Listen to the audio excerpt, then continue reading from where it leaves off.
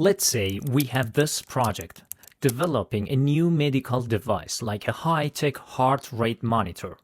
Now, let's break this project down into smaller parts. Part A, hardware engineering, designing the physical sensor and circuit board. Part B, regulatory and compliance, getting FDA or government safety certification. Part C, user interface and app, the software where users track their data. Part D, mass manufacturing, producing 50,000 units in a factory. So completing these 4 parts mean completing the project.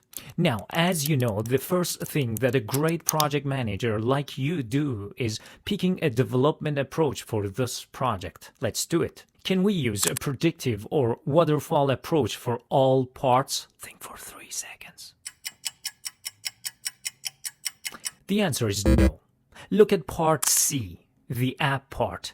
If we use predictive approach to build the app, it means we're not getting feedback from our users, and this means we will need to wait until the very end to show the app to users.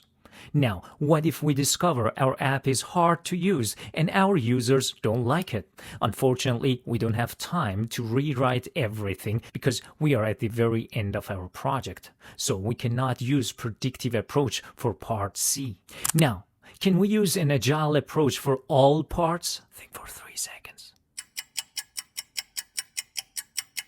The answer is no, because you cannot build a physical circuit board, part A, or mass-produce units, part D, in mini cycles. If the factory starts printing 50,000 devices and you decide to change the sensor's shape, you lose millions of dollars. For these parts, you need to plan in detailed and carefully so you wouldn't change it mid-project.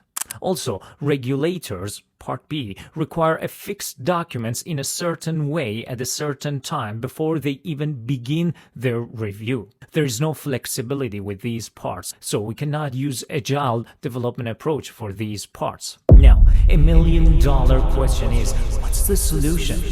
What development approach should we pick for this project? Ladies and gentlemen, please welcome hybrid approach. For some parts, like hardware engineering and manufacturing, we use predictive because these parts require detailed upfront planning. Fixed and accurate designs and requirements are needed.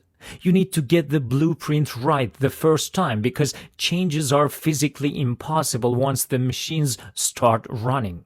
Also, for regulatory and compliance part, you need to prepare safety documents with a certain format and provide it to regulators at a fixed deadline.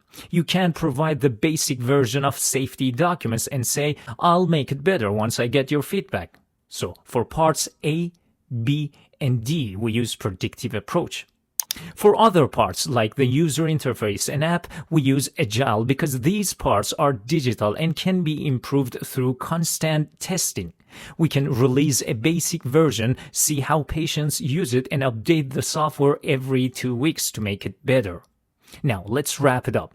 The project manager uses a predictive timeline to ensure the physical device and legal paperwork stay on track for a specific launch date. Simultaneously, the software team uses Agile to build the app's features in the background. By the time the physical device is boxed up and ready to ship, the software has been tested and refined dozens of times, resulting in a product that is both physically safe and technologically superior. This is how we use hybrid approach in our projects. And guess what, guys? In real life projects, most of the projects use hybrid approach. Stay tuned. So, let's get it done together.